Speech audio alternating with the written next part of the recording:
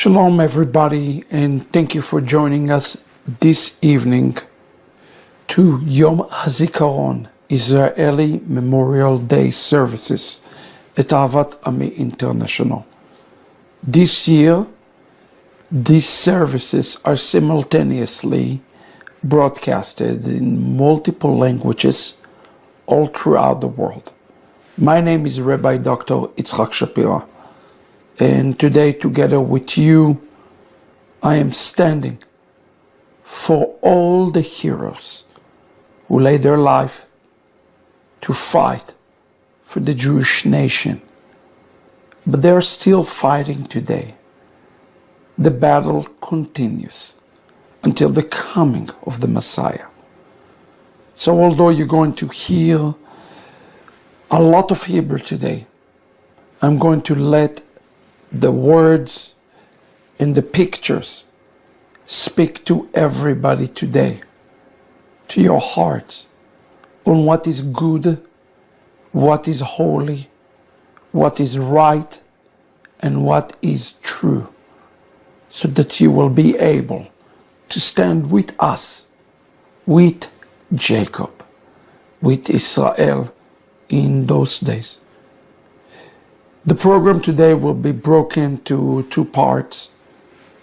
We have prepared for you a collection of songs with this song that you're going to hear shortly called Panim V'Shemot, Faces and Names. This is exactly what we want to do here today. Remember the faces and remember the names, because there are so many. May their memory will be blessed today. Then we will go to our cantor, Cantor Gordon, to lead us in a few of the prayers. In the very heart of the message, we have brought into the studio Mr. Adi Karmi. He spoke in Hebrew, but with technology, we translated it, maybe not with 100% accuracy, but with 90% accuracy. Everything that he said, from Hebrew to English, Spanish, Portuguese, and many other languages. The reason is simple. We want you to know the truth. Please, this evening, share this broadcast like you never shared before, and consider bringing a gift offering, a tzedakah, to help Ahavat Ammi to continue to spread the truth. Operation Israel is the main fund that I'm asking you to go today to support, to contribute. God bless you. Am Israel Chai. And let us stand, even in difficult days today, and to say, we remember. Shalom to everybody. God bless, and thank you for being here.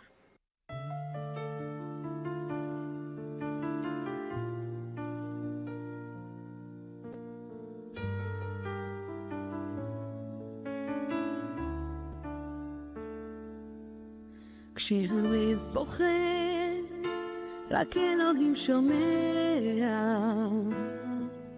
הכאב עולה מתוך הנשמה. הדם נופל לפני שהוא שוקע. בתפילה קטנה חותכת הדממה. שמע ישראל אלוהי, אתה כל יכול. נתת לי את חיי, נתת לי הכל. בעיניי דמעה, הלב בוכה בשקט. וכשהלב שותק, הנשמה זועקת. שמע ישראל אלוהי, עכשיו אני לבד. חזק אותי אלוהי, עשה שלא אבחר. הכאב גדול ואין לאן לברוח, עשה שיגמר כי לא נותר בי כוח. כשהלב בוכה הזמן עומד מלכת, האדם רואה את כל חייו פתאום. אל הלא נודע הוא לא רוצה ללכת, לאלוהי קורא על סף תהום. שמע ישראל אלוהי, אתה כל יכול. נתת לי את חיי, נתת לי הכל. בעיניי דמעה, הלב בוכה בשקט, וכשהלב שותק, הנשמה זועקת. שמע ישראל אלוהי, עכשיו אני לבד. חזק אותי אלוהי, עשה שלא אבחר. הכאב גדול ואין לאן לברוח, עשה שיגמר כי לא נותר בי כוח.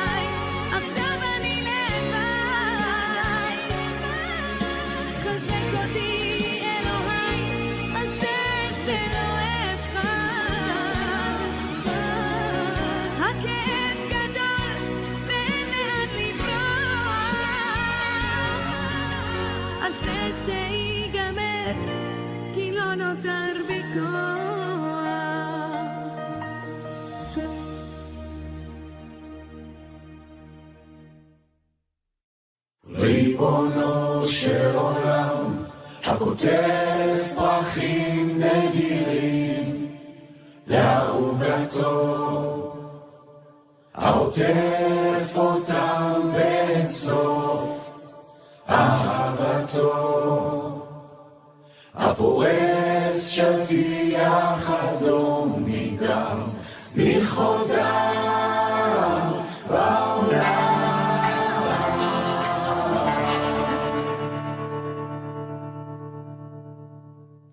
מתיר אסורים, אנא התר את סבך הגעגועים הגויים.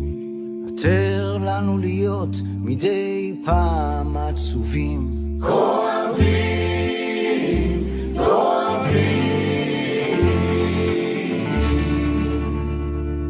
ללטף בליבנו פנים אהובים, זה לדעת שהם בידיים טובות, בידיך אוהבות, בידיך האוהבות.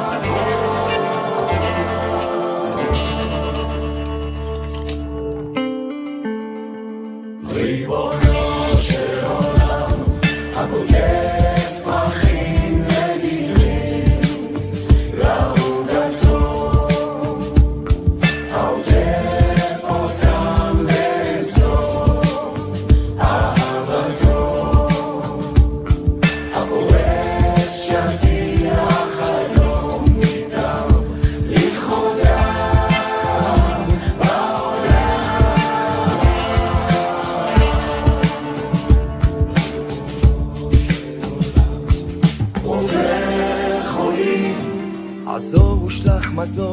שאיבד את עצמו בדרך הזו. לאמצי מנוחה שלמה לכל מי ששבו מהמלחמה. היא מנופה, אך נפשה נפשם נותרה שותתת הדם בשדה הקרב לאחר שדמם. נפשם נותרה שותתת הדם בשדה הקרב לאחר שדמם. לאחר שדמה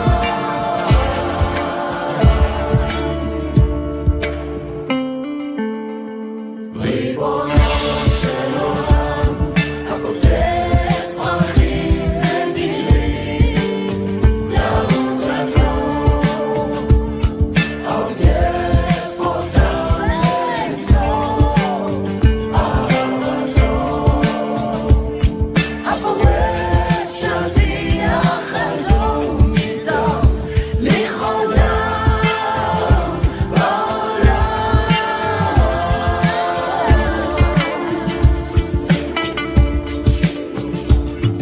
ריבון העולם תן בנו הזכות לחיות לא בצילם המיותם, לא באפלת מותם, אלא לאור חייהם וגבורתם. לצלמם ובדמותם לחנך את ילדינו לאורם ולזכרם. ויהיו כל מעשינו עילוי למשפטם. מעתה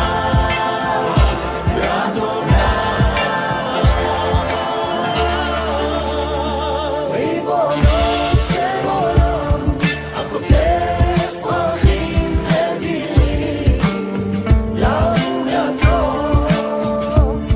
העוטף אותם לאסוף אהבתו הפורס שטיח חלום מדם לכבודם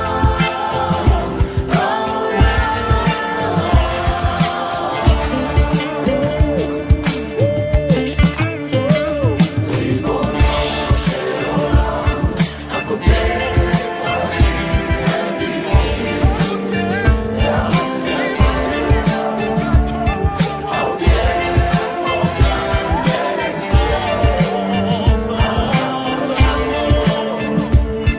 הפורס שטיח חלום מדם לכבודם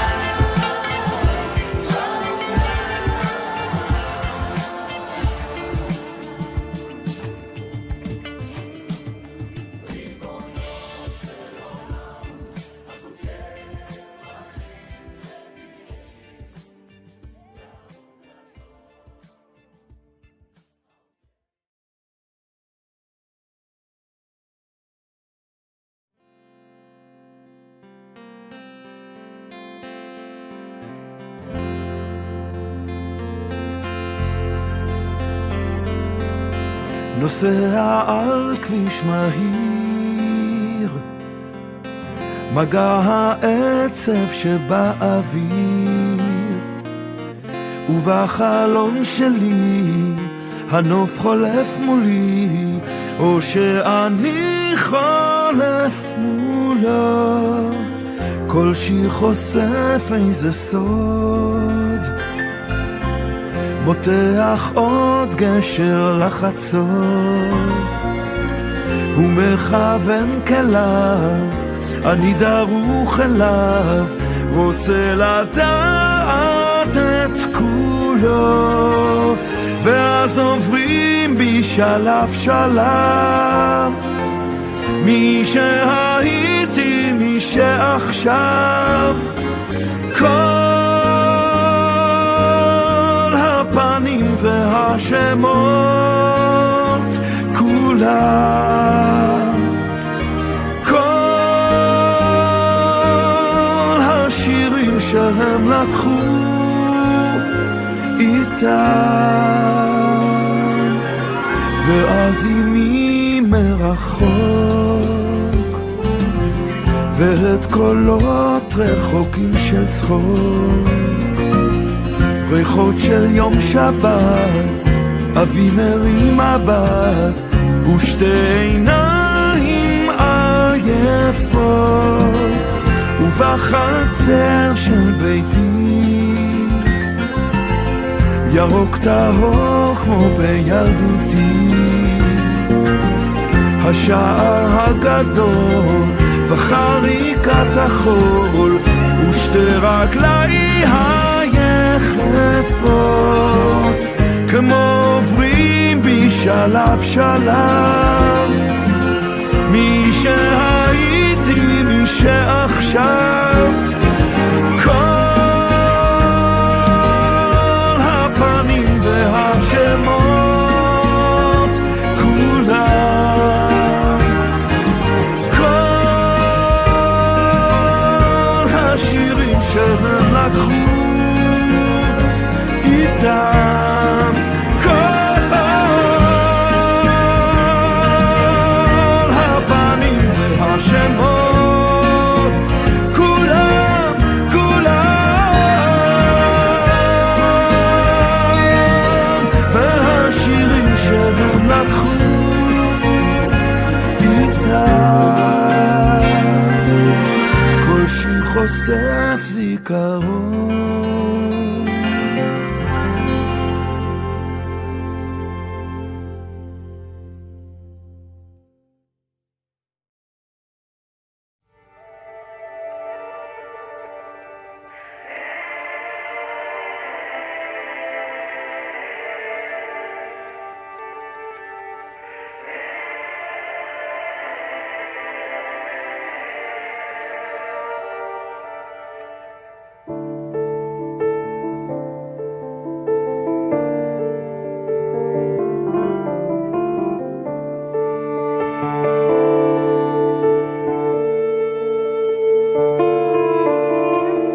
ואז הגיעה שבת שחורה, שמחת חג נשטפה בפחד נורא, פתאום נפתחו שערי גיהנום, ריח של מוות בכל מקום, מקום מוגן הופך מסוכן, חלון נשבר, חלום גר, עץ שרוף, קיר מוכתר, אש רעה שלא הייתה מעולם, בסוף ימי שרת בית הופך שדה קרב, קהילה פצועה שותתת דם, כואבת כל לב של אדם,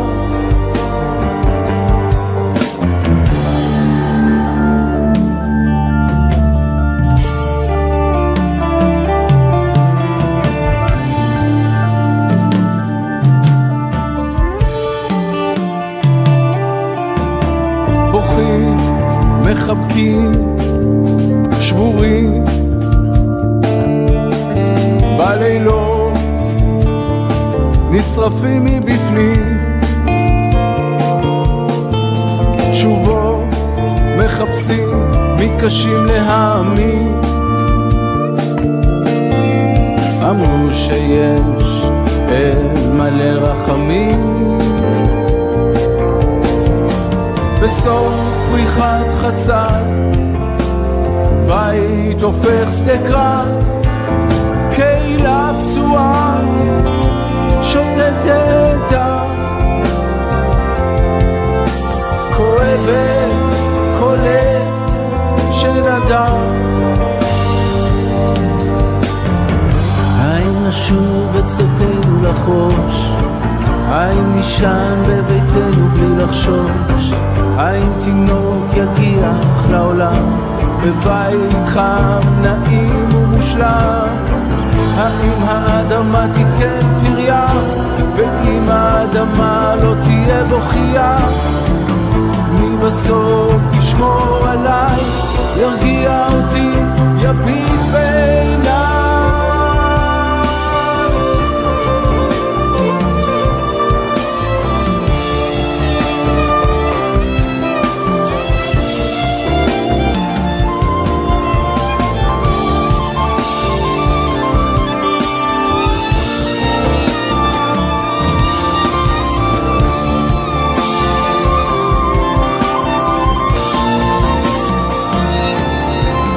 בסוף ימי שרת, בית הופך שדה קרב, קהילה שותתת דם, לא מאמינה. אומרים שתקווה מתה אחרונה.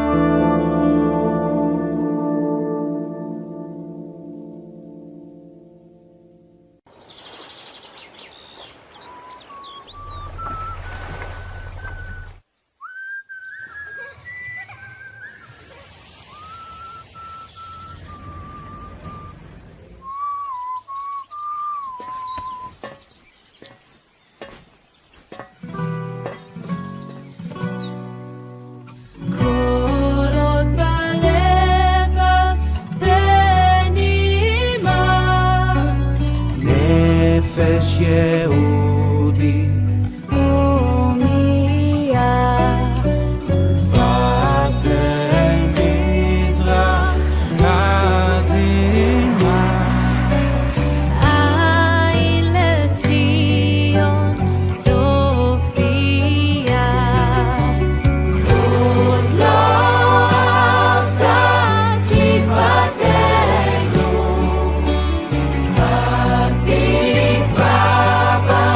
שנות 2000 להיות עם חופשי בארצנו, ארץ ציון ירושלים. להיות עם חופשי בארצנו, ארץ ציון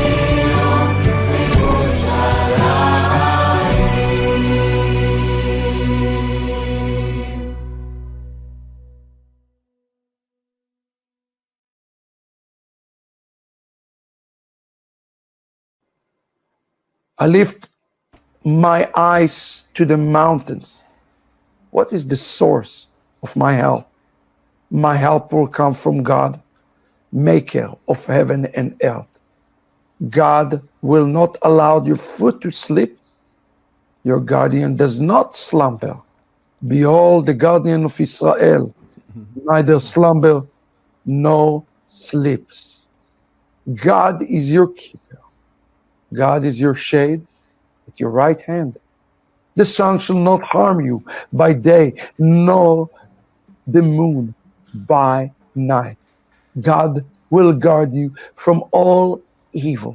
God will protect your being. God will guard you, coming and going from this time forth and forever. Amen.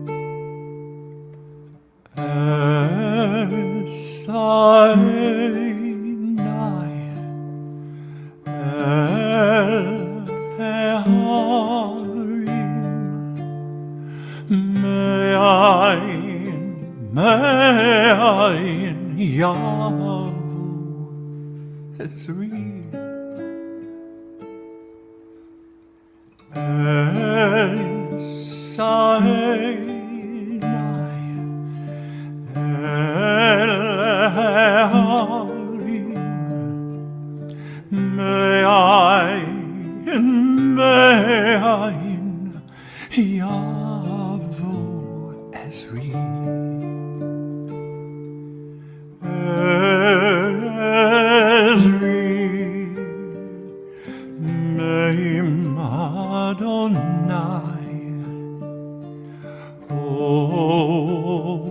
say Shemaim ba'aretz, Ezri, Name Adonai,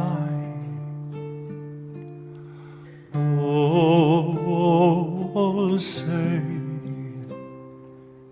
Shemaim ba'aretz.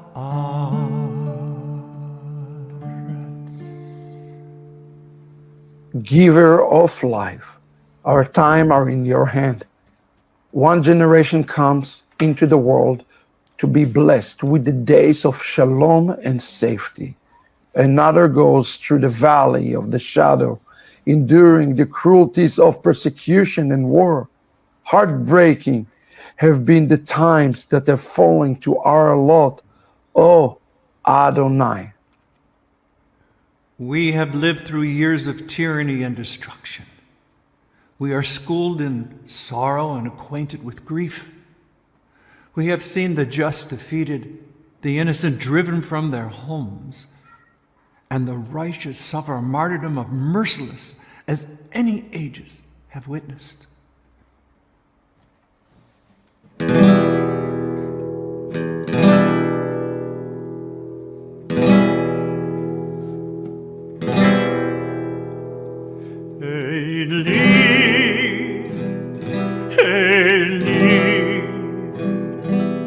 Shalom yigamer le'olam, achol b'chayam, rishul shel hamayim, barak kosh hamayim, tfilat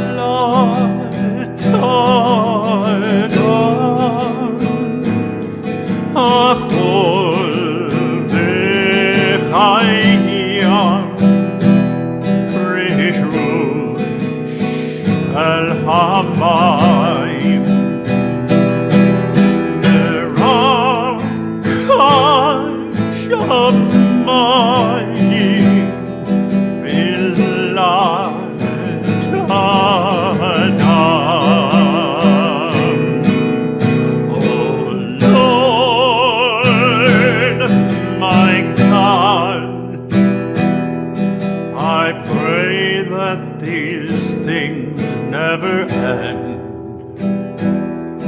The sand and the sea, the rush of the waters, the crash of the heavens, the prayer of man, the sand and the sea,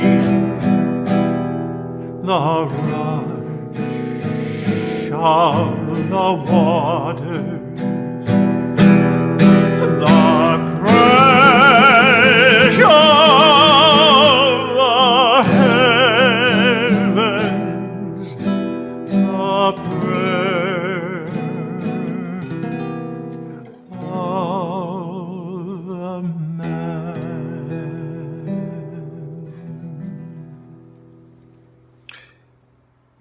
At this hour of memorial, we recall with grief all your children who have perished through the cruelty of the oppressor, victim of demonic hate, the aged and the young, the learning and the unlettered, all driven in multitudes along the road of pain and pitiless death. Their very presence on earth was begrudged them, for they brought your covenant of mercy and justice to the recollection of your enemies. They perished because they were a symbol of your eternal law. Their death has brought darkness to the human soul. They lie in nameless graves, in far-off forests and lonely fields, and the substance of many was scattered by the winds of the earth, four corners, yet they shall not be forgotten. We take them into our hearts and give them a place beside the cherished memories of our own loved ones. They are now ours. A psalm of David. Adonai is my shepherd, I lack nothing. He made me lie down in grassy pastures. He leads me by quiet water. He restores my soul. He guides me in the journey of righteousness for the sake of his own name. Even if I pass through that dark ravine, I will fear no disaster. For you are with me. Your rod and staff reassure me. You prepare a table for me, even in the midst of my enemies. You anoint my head with oil from an overflowing cup. Goodness and loving kindness will follow me all the days of my life, and I will live in the house of Adonai forever.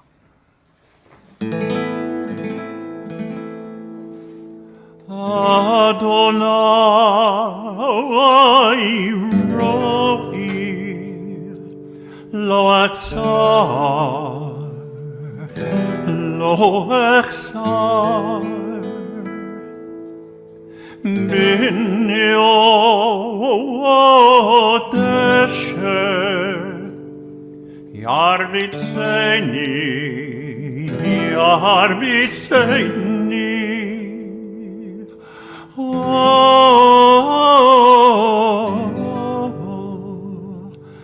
Al meimen choyin aleini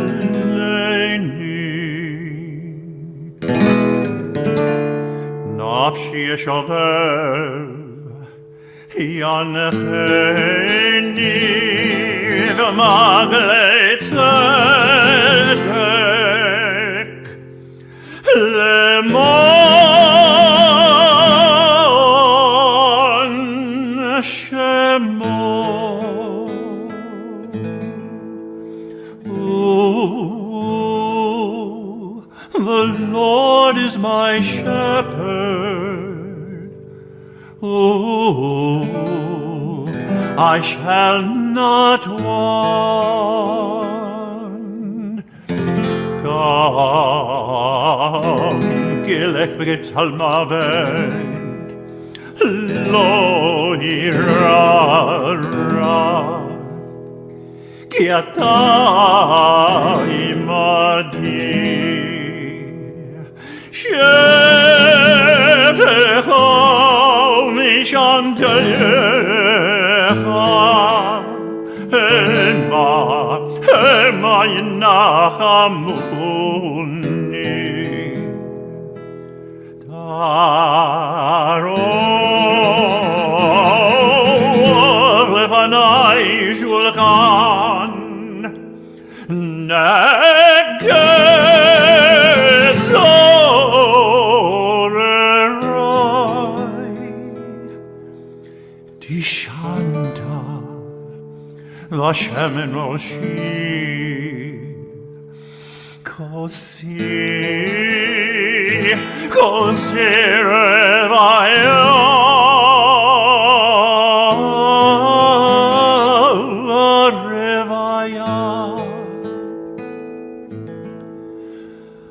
Ach Tov Chesed Yirlefoni kol yemechayai V'shavti b'zeit Adonai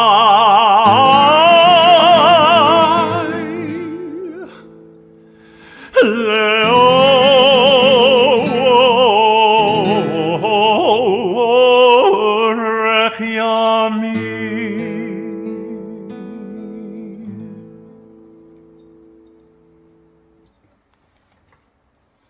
O God of life, amid these ceaseless tides of change which sweep away the generation, your love remains to comfort us and give us hope.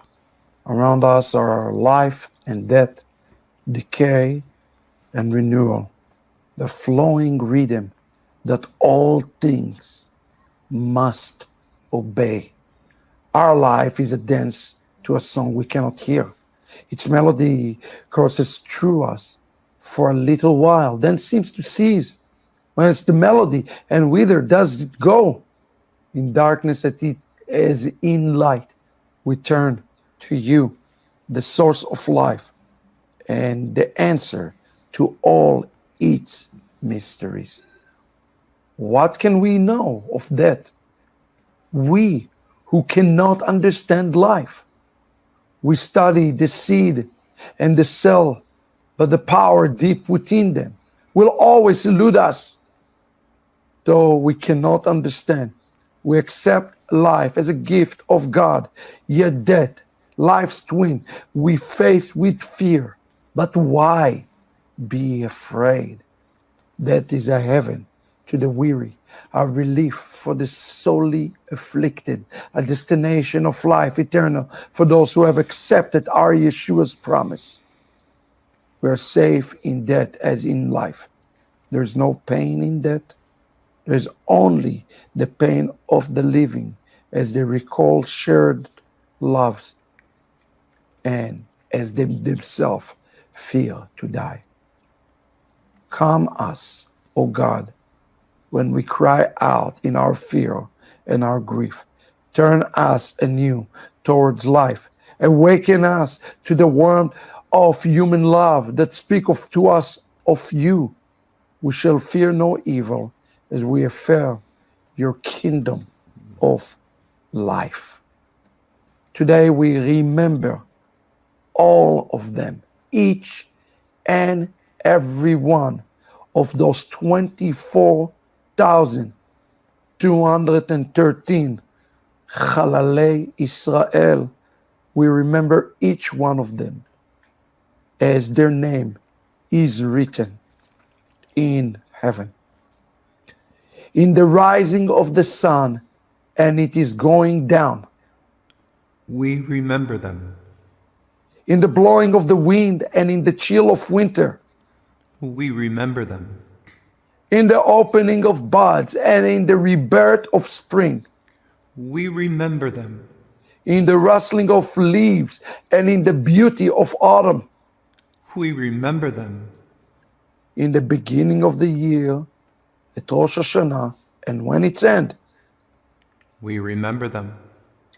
When we are weary and in need of strength. We remember them.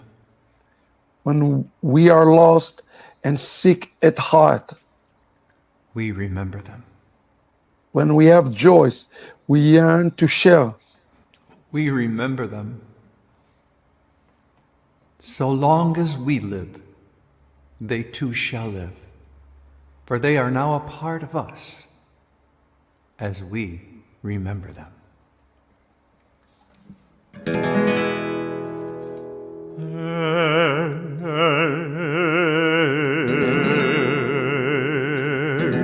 El Malei Rachamim Shochen Bamromim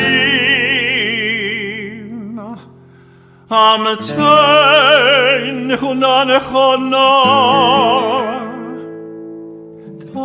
Tachat Kanpech HaShechina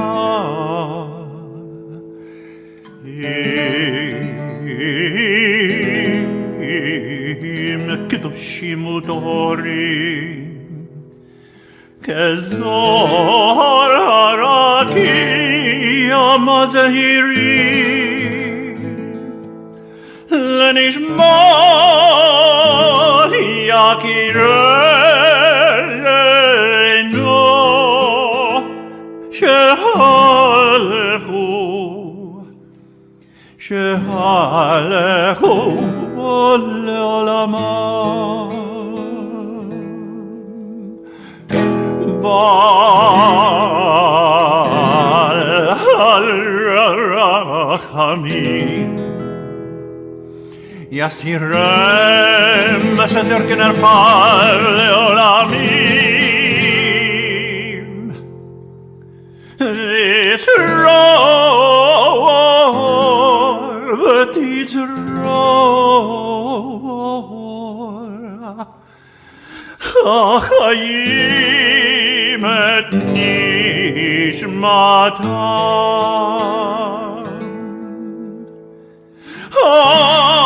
אדוני נחלתם,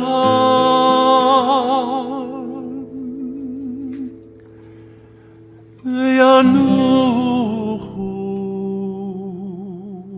בשלום,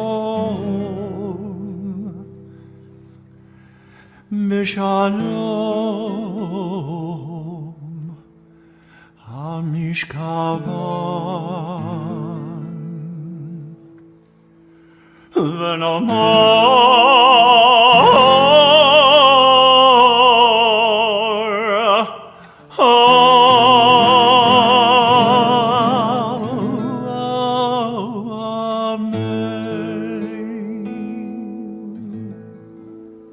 We remember today those soldiers, the servant of the Lord.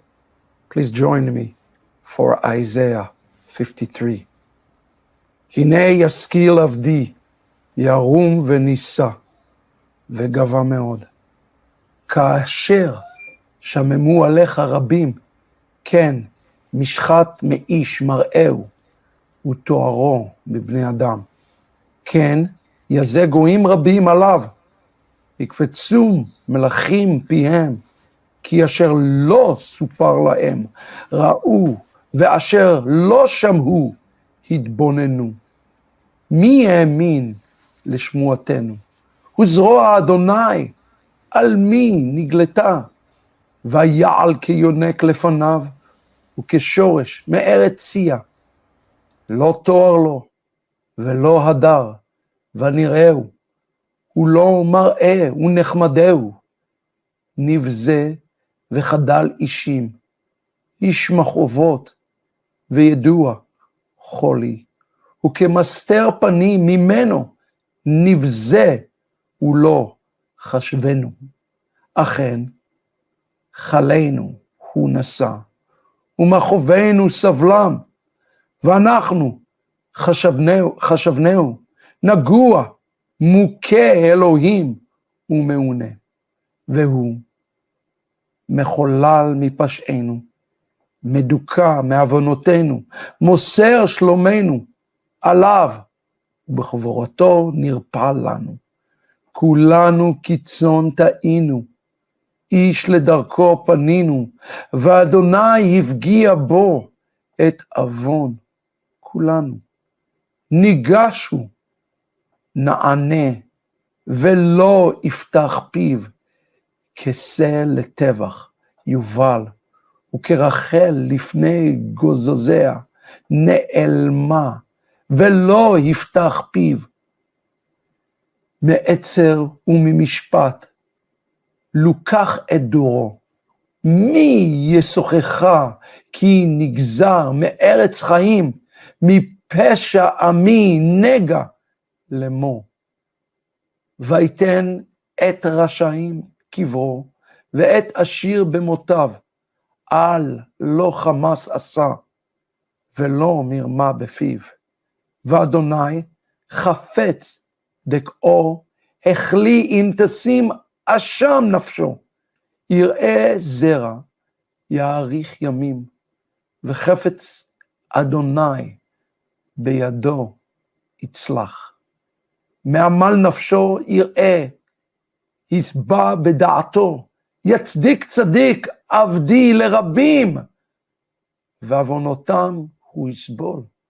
לכן יחלק לו ברבים, ואת עצומים יחלק שלל תחת אשר הערה למוות נפשו, ואת פושעים נמנע, והוא חטא רבים, נשא, ולפושעים יפגיע. אמן.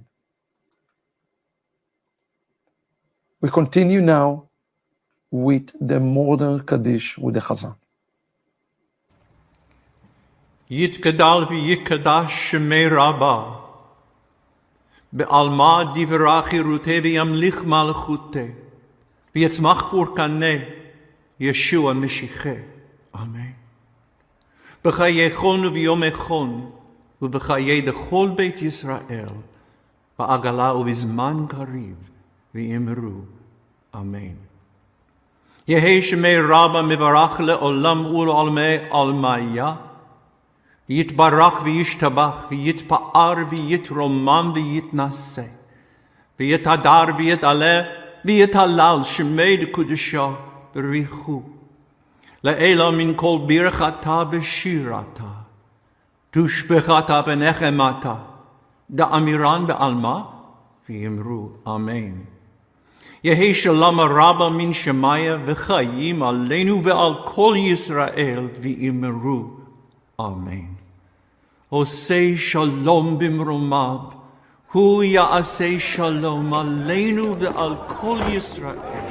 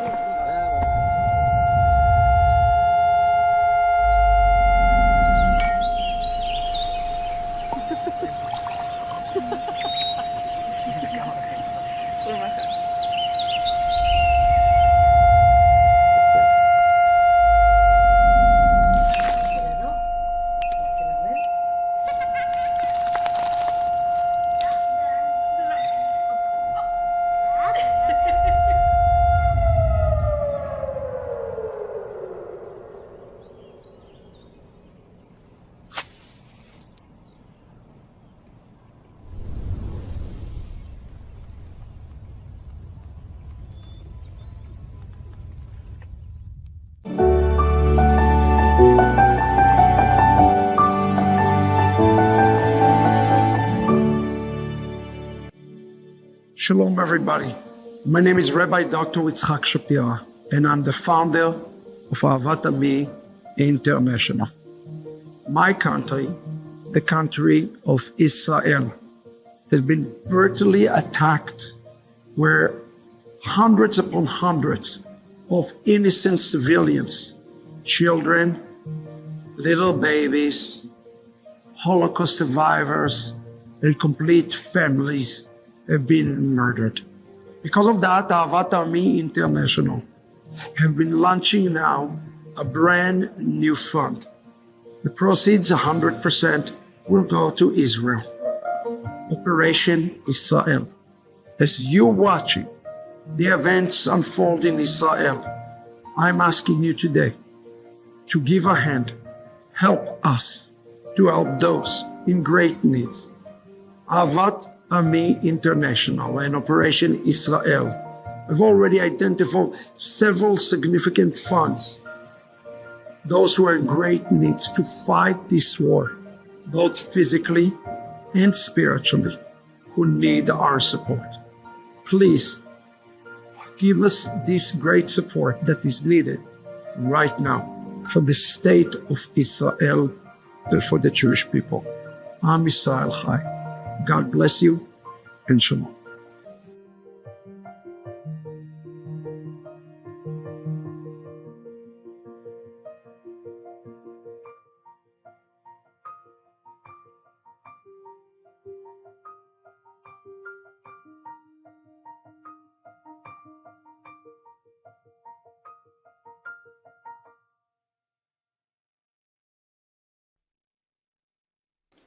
Thank you for joining us this evening for our very special services. Before we go to our guest speaker, Mr. HaZikarom, who is the subject matter expert on everything Gaza related, I want to leave you with a word from me today. What do we remember in Yom HaZikarom? The prophet Moshe Rabbeinu spoke about this specific thing of Yom HaZikarom for us to think about and to remember. In the book of Deuteronomy, chapter 29, verses 13 and 14, he spoke to the children of Israel. He said, "You are standing here today to enter into a covenant. Those who are here with us and those who are not." What did Moses mean by those words? I believe that he meant that all other generations that will come after the generation of the wilderness will have the obligation to follow in the footsteps of this generation who left Egypt. Tonight, we are all counting the Omer. We are entering into the 20th day of the counting of the Omer, wherever you are. And I believe that we do have a responsibility today to remember this generation of 1948, the generation that fought in 1956, and in 1967, the generation of 1982, the generation of the Holocaust, and the generation of October 7th. Do not forget, any generation, we walk with accountability to one another. As it says, all of Israel is accountable to one another. May we all walk in accountability and baseless love. And that's what we remember in Yom HaZikarom. God bless you, everybody. Let's go to this very special interview. Please consider supporting the work here of Ahavat Ammi International, Operation Israel. Hello, dear viewers, and welcome. My name is Dr. Itzhak Shapira. And tonight, Memorial Day, we want really explain to the whole world the current situation in Israel, the alternatives of state of Israel and really make an assessment in everything that is happening at the moment, also in the northern border and also in the southern front. And that's why we invited you to our studio today. Mr. Adi Karmi. Adi has special understanding of everything that is currently happening in the country. And I hope today, everyone who watches us in any language will really begin to understand what is happening right now. In the land of Israel, in Gaza, and I know a lot of people contacted us, and we were also asked what President Biden is doing. What is happening? We heard his speech a few days ago, and we will try to understand everything. So I really want to invite Adi Karmi for an assessment. First of all, Adi, thank you for agreeing to come to the studio. You can give us really realistic picture about what's happening right now. Where do we stand? A lot of people feel like we're in limbo. So let's first start to understand where we are. So please, thank you. Yes. First, I must honestly say that we are in a very uncomfortable situation that we fell into. State of Israel withdrew from the Gaza Strip to a line that was agreed upon by everyone who understands the lines of borders between entities and countries. The state of Israel made a complete withdrawal to the international border of the state of Lebanon. And in fact, the state of Israel is surprised and attacked for no reason at all. Yeah. A preliminary background to some actions she performed. On the contrary, the state of Israel allowed the Palestinian Authority, the Palestinians in the Gaza Strip, Hamas, to send about 20,000 laborers to work within the state of Israel. Allowed them to conduct themselves independently. The state of Israel did not violate any sovereignty in Lebanon. The state of Israel has not violated Iran's sovereignty. And in fact, for October, we are under attack from the Gaza Strip in an unprecedented manner.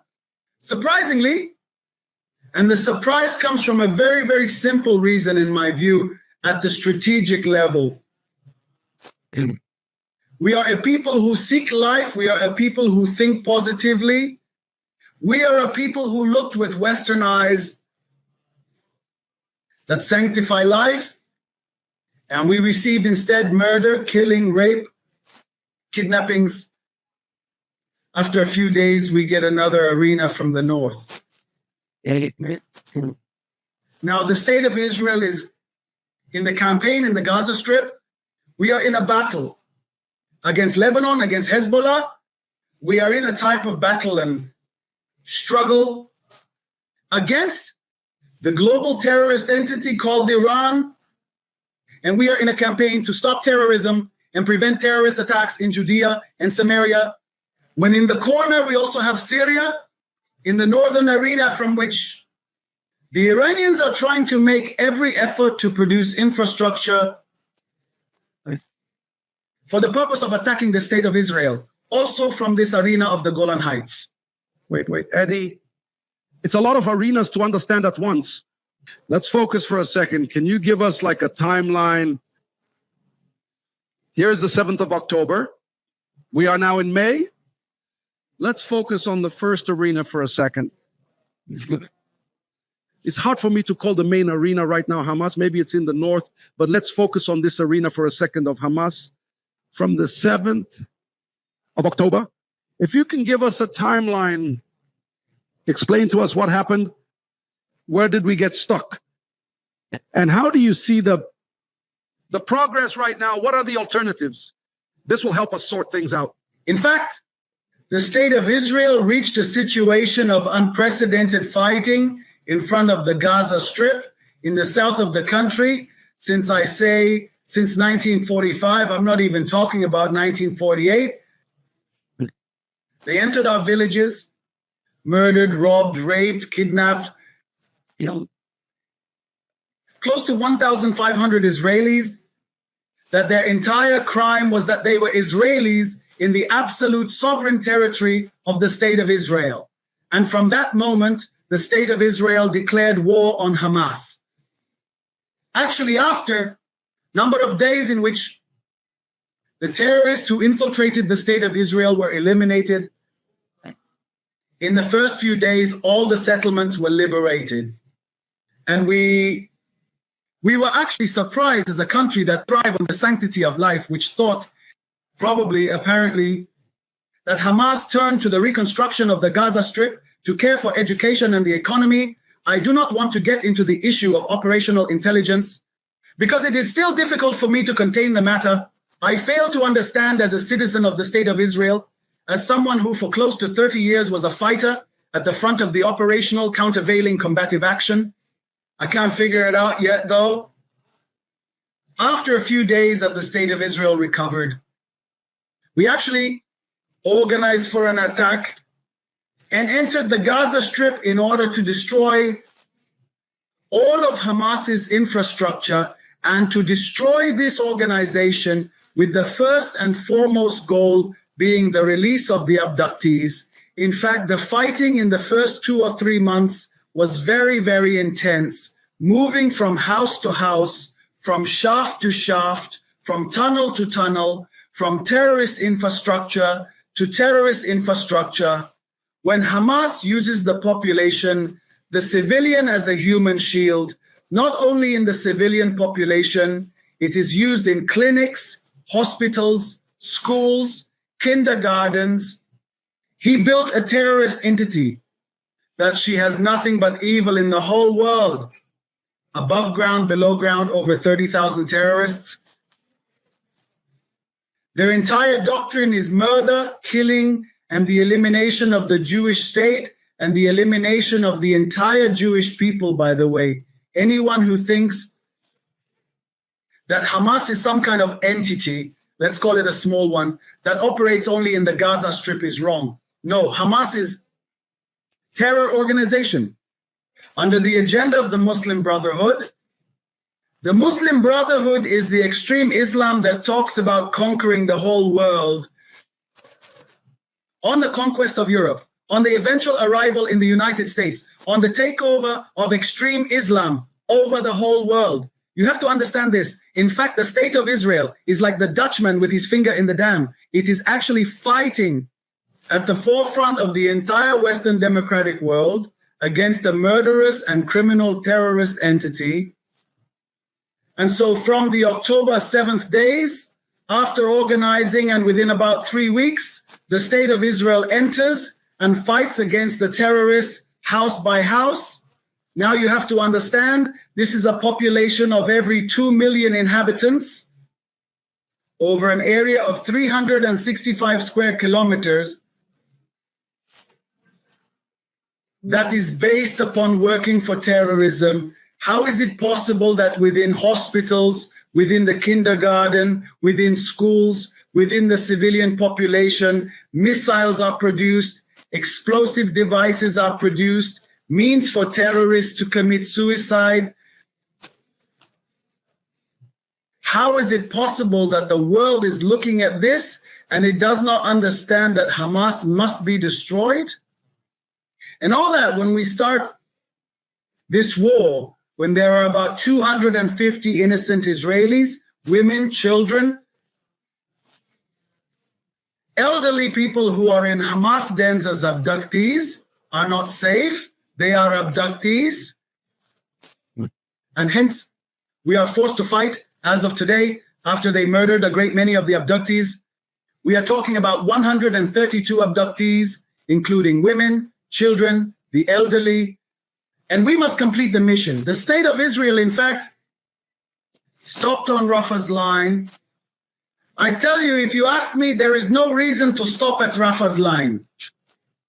With all due respect to Egypt, Rafah is not special, and she is no different from the terror attacks of Hamas. It's just that right now, it has a very large concentration of citizens from the north of the Gaza Strip who arrived there after it was necessary to evacuate the population from Gaza City itself. and from all the settlements in the north of the Gaza Strip towards the south. And I can't understand the logic of the whole world with the thinking that we will leave Rafah as a city of refuge for the people of the Sinwar, the abominable murderer, the monster. I don't even compare him to an animal, because an animal is much more enlightened than this monster. This, and in my opinion, we must complete the mission in Rafah. We must see the release of the abductees, and only then it is impossible to talk with whom we will talk about the replacement of the Hamas regime, who will take the reins and manage the civil life of the Palestinians, as the state of Israel in future generations will not allow to the intensification of terrorism in the territories of the Gaza Strip, not missiles, no self-inflicted torture, no suicide bombers, anywhere, at any time that the state of Israel knows that there is an intention to commit, we must go in and neutralize and destroy the enemy. We need to understand that we, over the years, and we'll talk about it later, but over the years, we've allowed them to live their lives. And everything they did, and all the funds they received, and all the support they received from Qatar, and in general, also initially from the European Union, from all the countries of the world, everyone who put their money in the Gaza Strip is actually enabled this organization to intensify in terms of terrorism to monstrous dimensions which did not exist and were not created anywhere in the world. There is no such thing. Excuse me, Adi, I want to ask you a question. It is difficult with what you just said. Are we, the state of Israel, have not transferred the money to the Gaza Strip?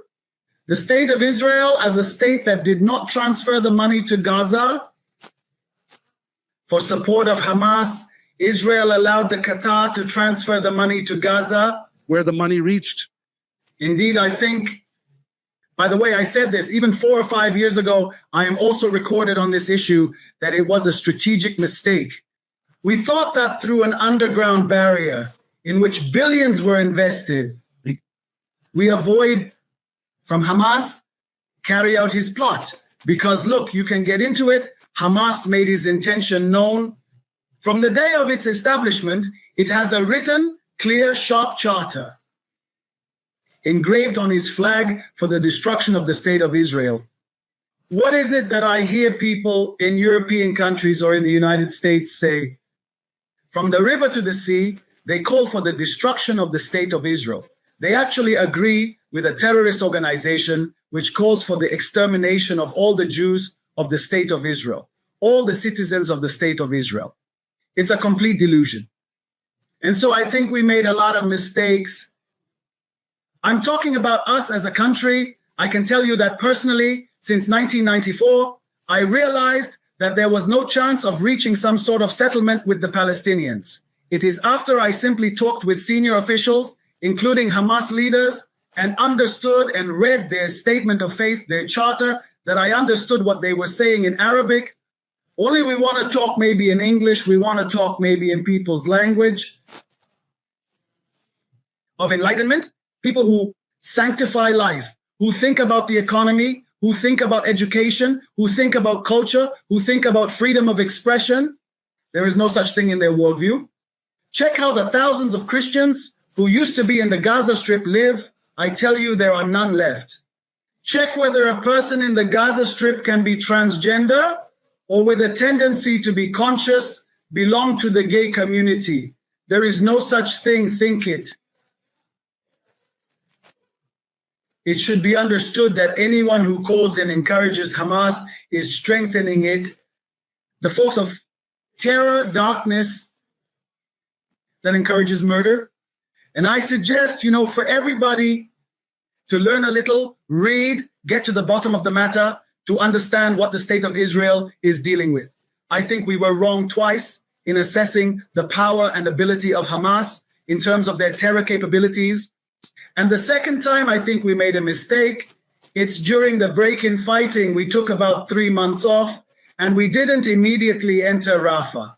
You could say maybe the Americans controlled us, maybe international parties. I think the task should have been completed continuously, resolutely, in such a way that we reach the last houses of terror, Rafah, as we did in Gaza City, as we did in the north of Israel, as we did in Han Yunis, which is near Rafah.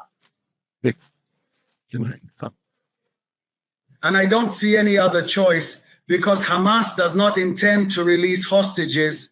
As we see, the proposal he submitted now, he could have submitted 3 months ago. He is not doing it. You have to understand, Sinwar, everyone who knows him knows that he doesn't care if 100,000 more will die from his own people, even if another 500,000 Palestinians die.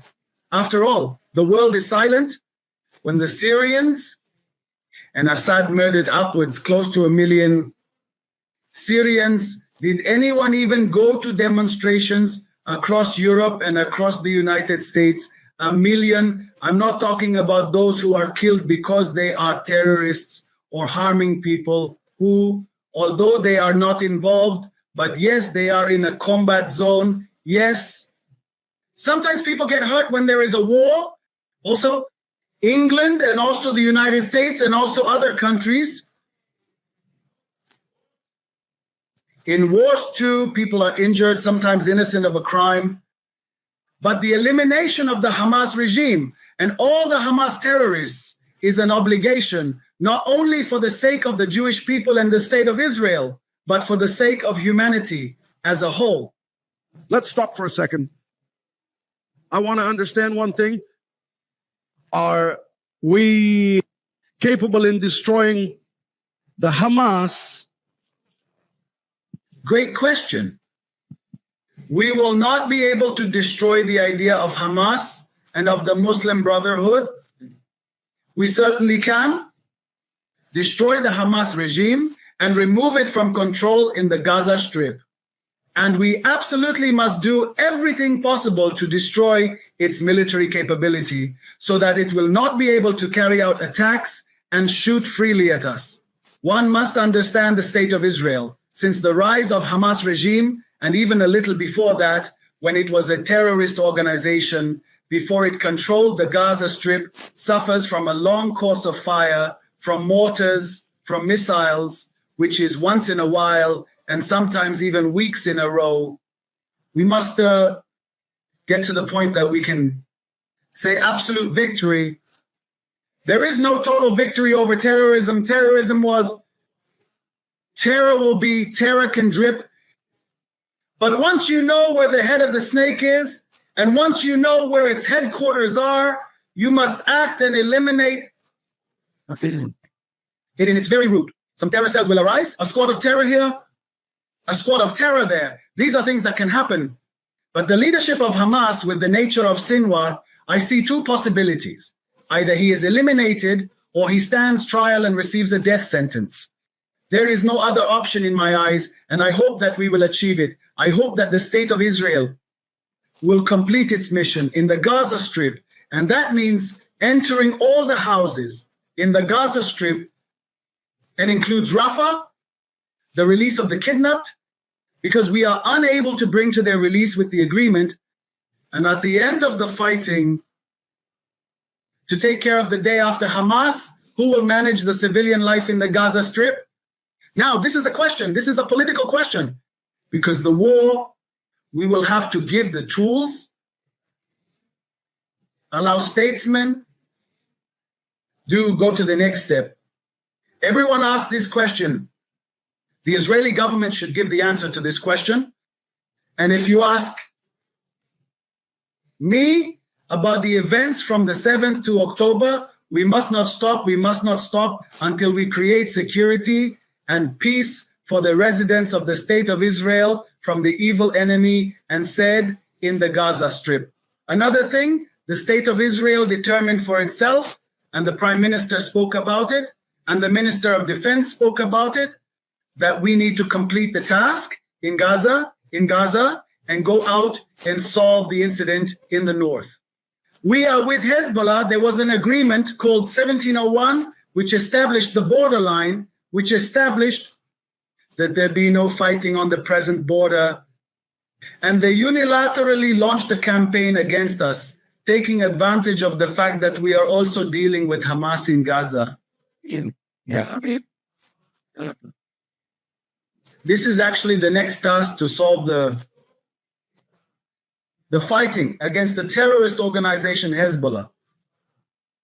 Hezbollah is also a terrorist organization. By the way, as far as they are concerned, let Hamas people die.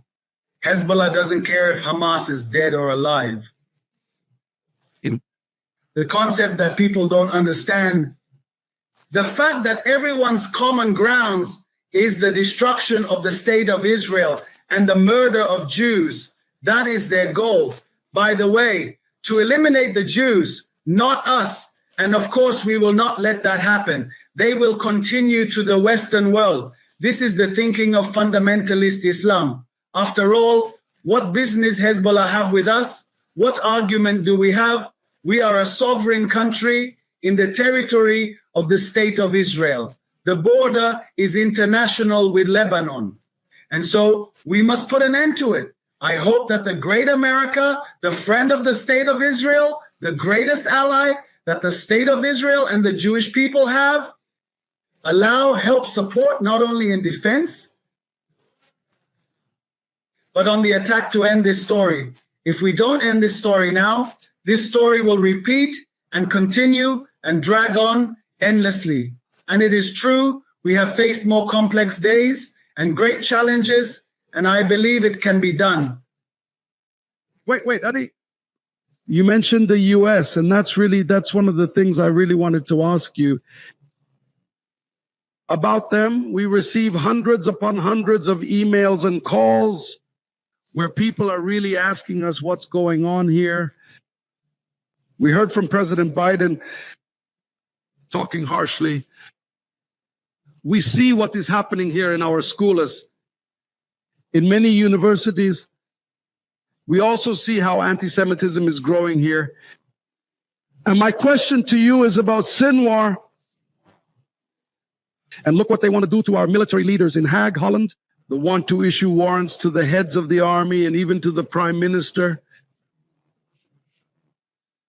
We seem to be going in the wrong direction here. And even the USA in this, I don't want you to be too pretentious about this question. I'm asking you a question. Really sharp here and hard. Is there a situation that the U.S.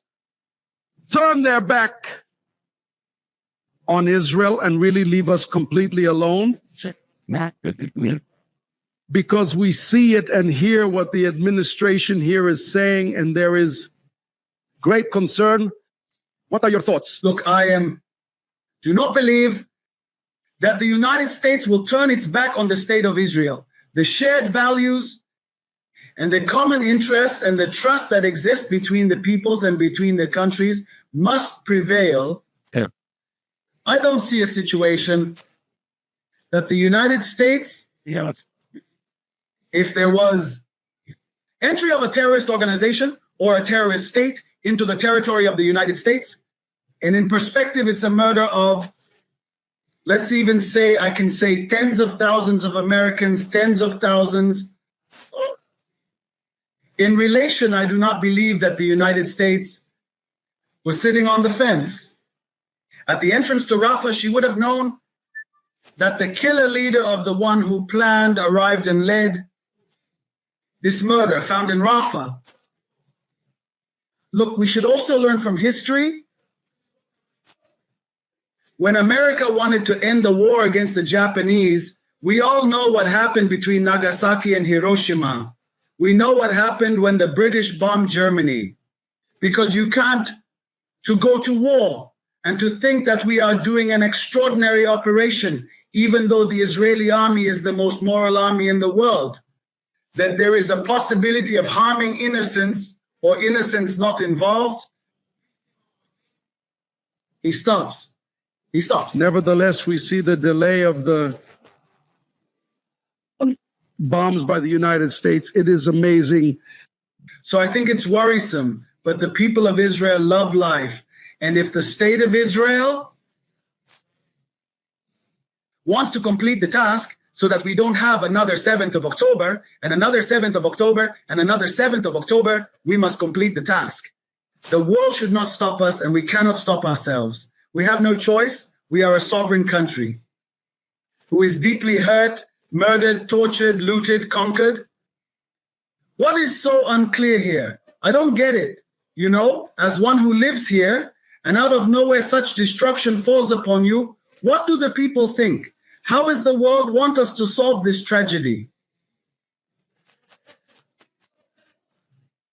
After all, if Hamas wanted to solve this incident tomorrow morning, all the abductees would be at the border. Yes, tomorrow morning, he would step down from power and the story would be over. After all, the solution can also be from the other side. And from there, it will never come, because their worldview says the destruction of the state of Israel. We are not saying to murder the Palestinian public. We are not saying to murder the residents of the Gaza Strip. We are not saying that we want to return and conquering the Gaza Strip. We have no interest in the Gaza Strip. We have no interest in Lebanon. We have no interest in Iran. So what are you waiting for? How do you want us to deal with such a terrorist attack that can repeat itself? Do you want us to go like a lamb to a slaughter?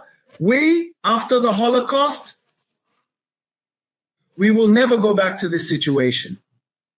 And this day, in some of the villages, in the south of the state of Israel, the 7th of October was a Holocaust day, and people need to understand that.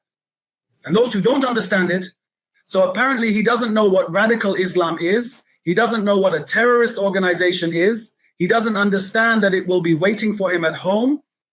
And he does not understand what democracy is, what defensive democracy is, and what a person's right is to defend himself, his life, and his property.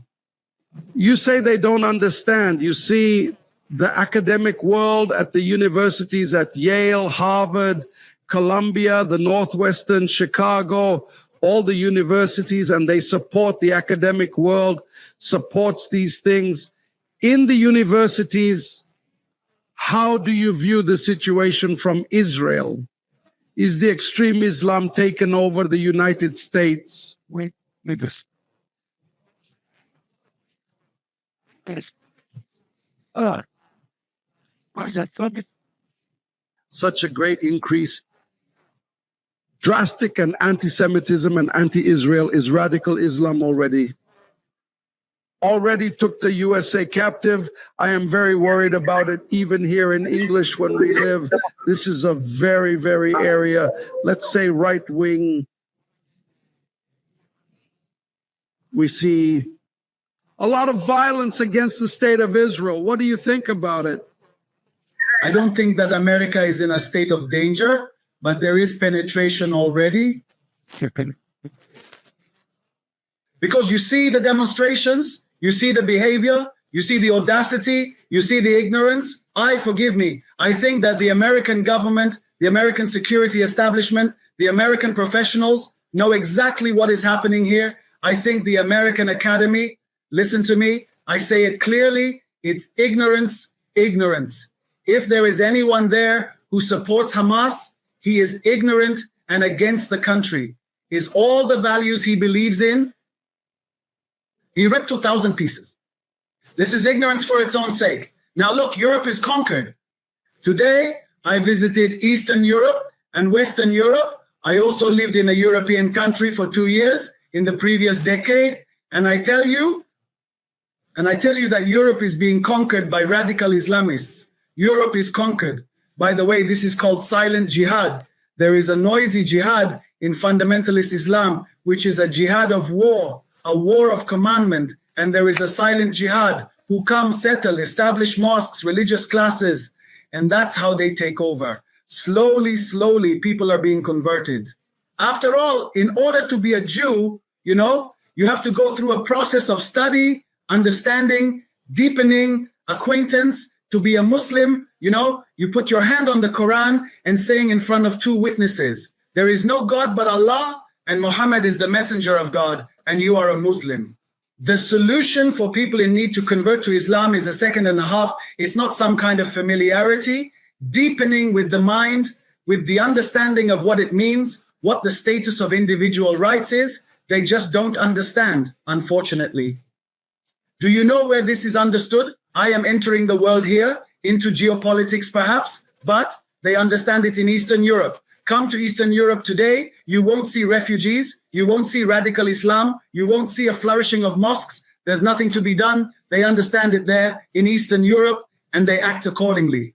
But if I want to enter our arena, the Jewish people, the state of Israel, we are at the forefront of the war on terror, which is the terrorism of the Muslim Brotherhood, of Hamas, of Hezbollah, by the way, which is a Shiite movement in general. We are at the forefront of the activity of the Western world. Anyone who sees himself as part of the enlightened democratic world must support the state of Israel. Otherwise, he makes a mess of himself. He actually goes in the direction of suicide. That's what he does. Even if he lives in England right now, look what's happening there. Even if he currently lives in Sweden, look what's happening in Sweden. Check out what's happening in Malvo, in the area of Eurovision. It is simply unbelievable what is happening in this country. And so I say, look, we have full respect for all our allies, and there is a lot of respect, and we need our great ally, the United States. We need it, but we cannot go to the axis of suicide. We must complete the mission with Hamas to move to the other arenas, to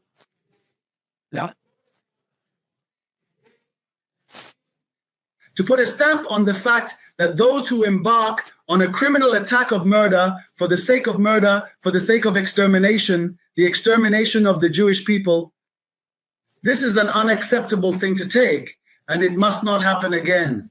And the whole world should learn from this, and the modern world should back us up. We must not stop without completing the mission in the Gaza Strip.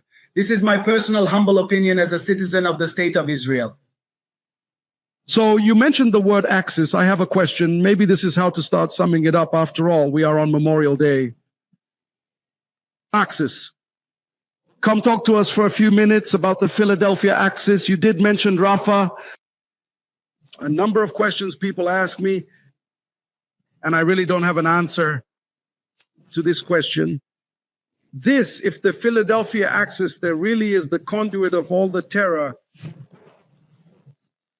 into the state of Israel, of money, means of terrorism, etc., etc.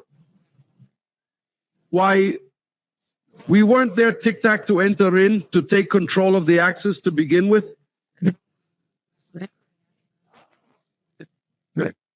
First question, and according to your opinion, part two question, where do you see this move now that we have entered Rafah? Where do you see it developing? In which direction the wind blow right now? Look, I will say, first of all, the central axis and the axis of evil is the axis of Iran. And this needs to be understood. Iran, with Qatari funding and with the training of the terrorist organizations and their infrastructure all over the Middle East, this is the head of the snake. The day the whole world will understand this, at the level of sanctions, at the level of their nuclear program, we will be in the world. Better yet, it's actually the mechanism that pushes for her destruction. Certainly of the state of Israel, but of the modern world, of the democratic world. This is Iran. It is a danger, terrible one for the whole world. It should be clear. When we get down to the resolution of Philadelphia axis, it is actually the border between Gaza, Rafah in Gaza, in the Gaza Strip under the rule of Hamas, the Palestinian Authority, and Egypt. Now, this axis has always been a problematic axis. It has to be said. Even during the time when we were in the Gaza Strip, but we fought against the smuggling of weapons. We fought in the tunnels that were there. We fought to prevent terrorist activity on the Philadelphia axis. As soon as we left from the Gaza Strip in the year 2005, when we left Gaza and we allowed the Palestinians inside the Gaza Strip to lead their lives exclusively, and they chose the path of terrorism, the regular passage from Iran to Sudan to Egypt and Sinai. The Egyptian Rafah, after all, on the other side of Philadelphia and Egypt, there is the Egyptian Rafah. There is Rafah of Gaza and Rafah of Egypt in the middle of the Philadelphia axis from north and south. As soon as we got out of there, a train of weapons started that you cannot imagine. Fajr 5 missiles, which are advanced missiles that arrive in the Tel Aviv area. Fajr 3 missiles. TNT materials of all types and species. People arrived who taught Hamas members how to build the Palestinian terrorist industry. Hornets have arrived, very advanced anti-tank missiles. All, of course, RPGs and Kalashnikovs and everything you saw today arrived there in a brutal attack. In fact,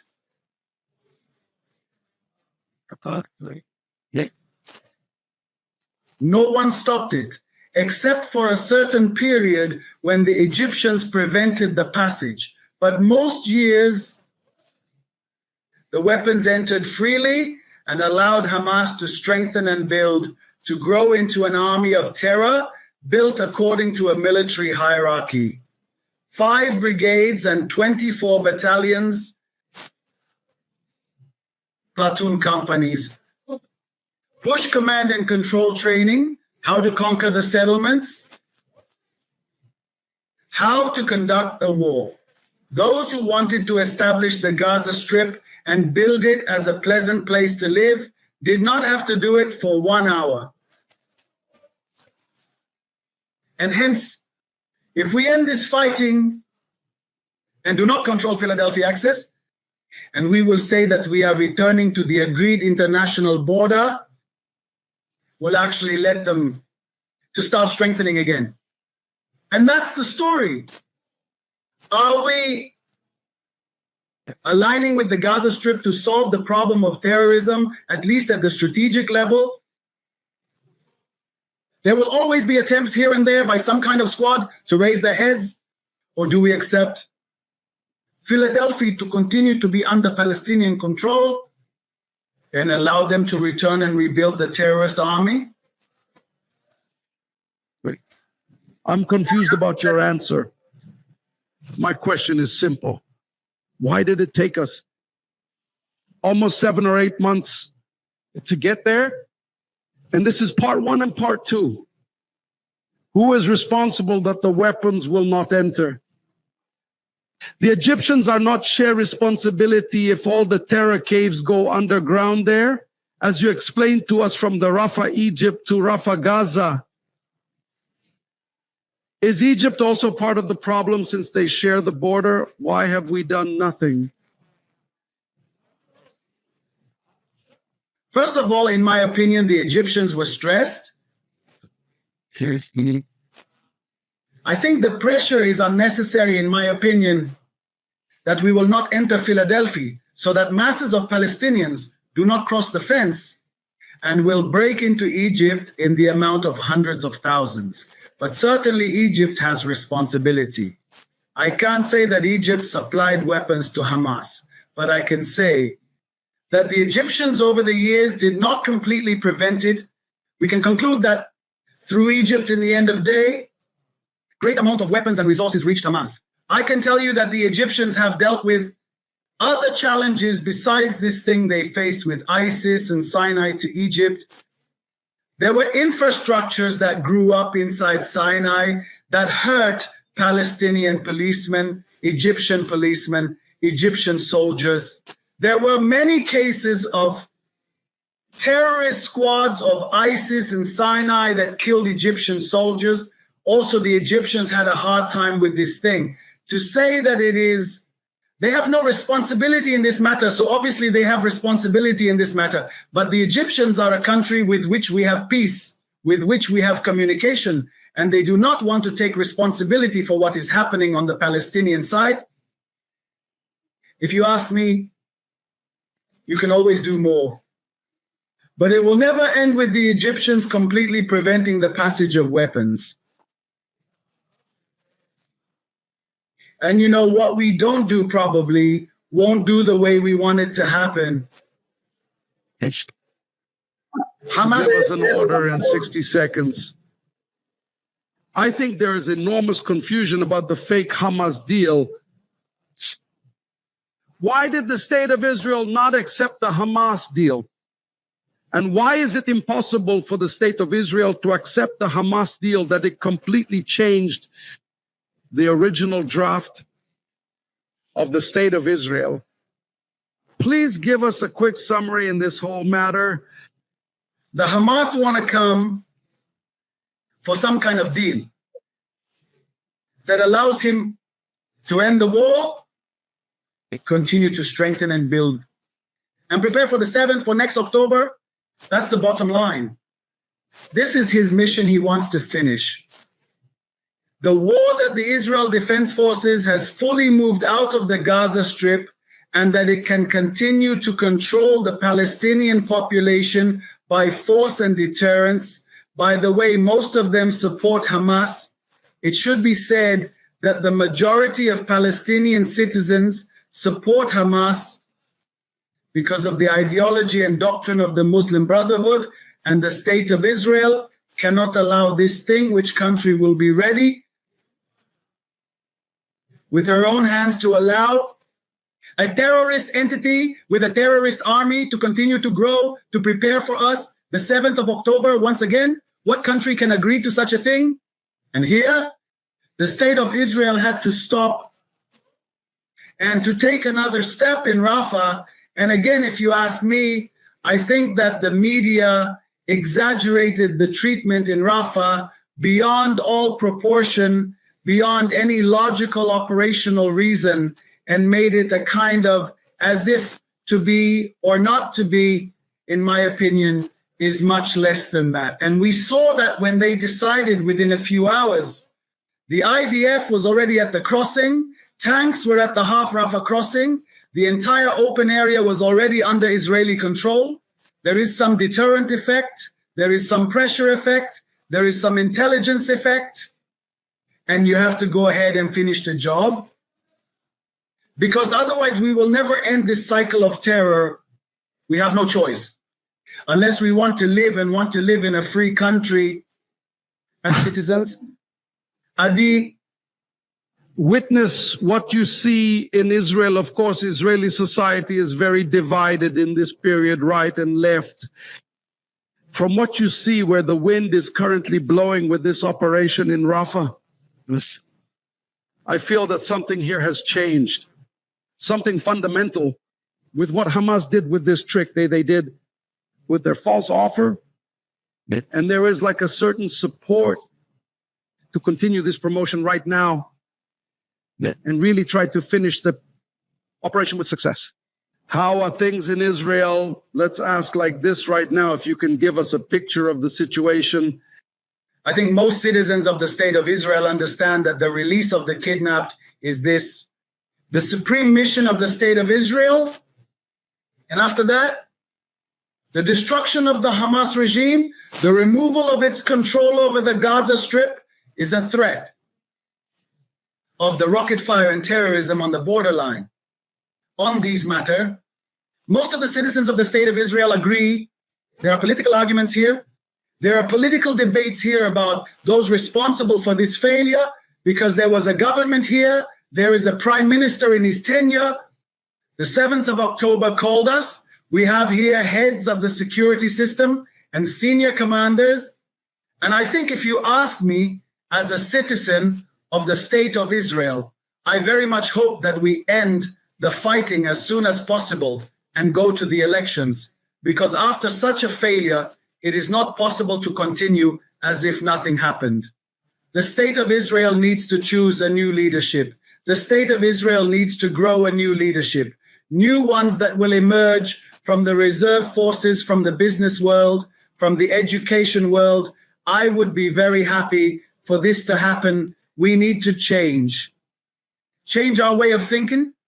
We need to change the division among us. We need to talk about the unifier and the common, and not about the rivalry and the division. And I believe that this thing will happen. I am sure that it will happen. I believe in Tzur Israel. I believe in the Jewish people. I believe in all the citizens of Israel. I think that the citizens of Israel, also the non-Jews, showed solidarity to the state. There are also Christians and Druze and Muslims here who fought. Some of them were also killed, and I think we must complete this task, then go to the elections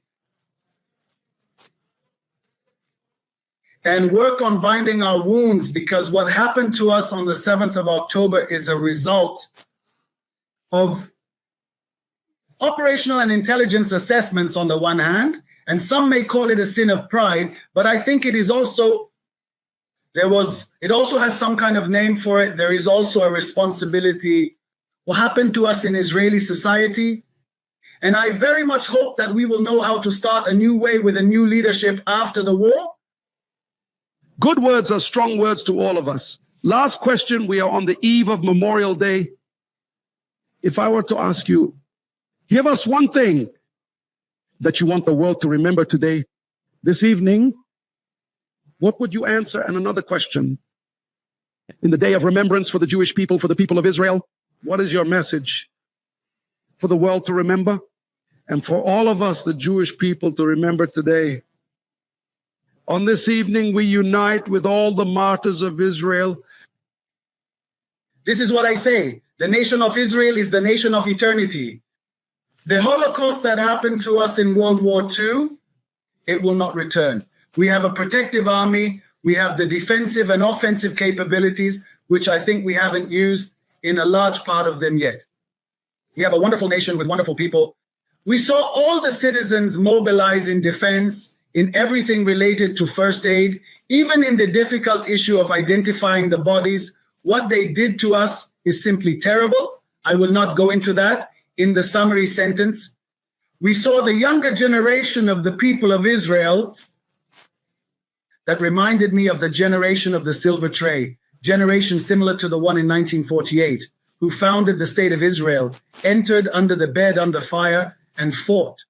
I tell you, you saw determination in all sectors. You saw determination in the police. You saw determination in all fronts. We saw determination in the Mossad. You saw determination at the police force and in the Israel Defense Forces, which is like no other people left everything and went to fight.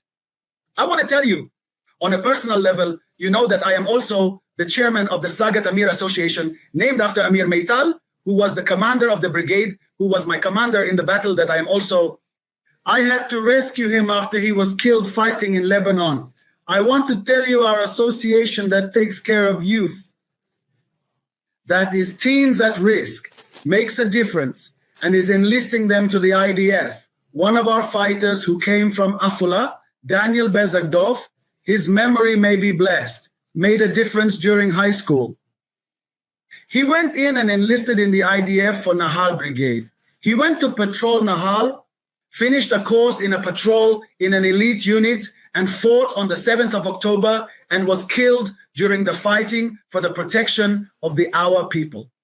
When I see the continuity of the generations in the war that I see our youth fighting until the last drop of their blood, I know that we have a future, that our people are the eternal people, and we promise to continue to believe in Tzur Israel forever and ever.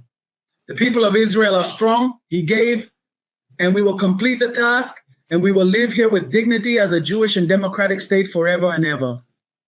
Amen. And what do you want to say to all the people around the world? The nations of the world who forget what we have already forgotten, the 7th of October, because people will watch it worldwide. I'll let them know. May the Jewish people and the citizens of the state of Israel, here in their war on terror, in Hamas and Hezbollah, and also against the Iranian oppressor, we are the pioneer of the whole enlightened world, the democratic world, the world that seeks progress. We are at the forefront, not on us. If they were successful on us, they come to you in Europe, in the United States, they will come to you. Don't get confused. Check me, check what the Muslim Brotherhood is. Learn. You will learn the sermons of their Imam, the statement of faith, Muslim Brotherhood. Learn the Hamas Charter. What kind of thing is it that a terrorist settlement happens to annihilate of another country? Listen to what the Iranians say about the destruction of the state of Israel. And you will understand that we are also protecting you, whoever do not understand this, or either he is ignorant of the people of the country and lacks education and knowledge, or he simply ignores the reality and does not understand what is happening in the Middle East and what is happening with the Islamic fundamentalists. And I expect people to read and study and investigate the matter based on facts, not fiction. Listen to Mosabu Yosef, who was the son of the leader of Hamas, how he speaks today, an American citizen. Listen to what he says. Listen to his messages in a universal sense. What does he think of the Jewish people as a Palestinian citizen? Listen to him and trust me, connect my words to his words, and you will have insights in this matter. Am Yisrael Hai. Amen and amen. Let it be so. Friends, first of all, I have to say a really big thank you to HaZikarom for your time. This interview is simultaneously translated into all languages, and I hope all of you share and watch and pass it on. The message must be shared. And that's what I take from Adi's message to us. Israel's war today is the war of the whole world tomorrow. Who believe that believe in the value of life. It is very simple, just like that. And today I think about it, about all the martyrs of Israel and how much they have sacrificed. But as we understood from Adi, how many sacrifice today and tomorrow? By laying down their soul for the nation that one cannot describe without boundary. And you, people watching us today, both Gentiles or Jews, remember the words by the prophet Isaiah, for Zion's sake, I will not be silent. We have to keep talking about it and stand by the truth. Yes. On the side of honesty. And you in the United States too. Please call to your senators. Raise your voice at this time so that, God forbid, we will not experience another Holocaust on the Jewish people. Like in Germany, where people were silent. We will not be silent. And we will not fail until the coming of the Messiah soon in our days. Thanks you, HaZikarom. All the best to you and to the people of Israel. Shalom, friends.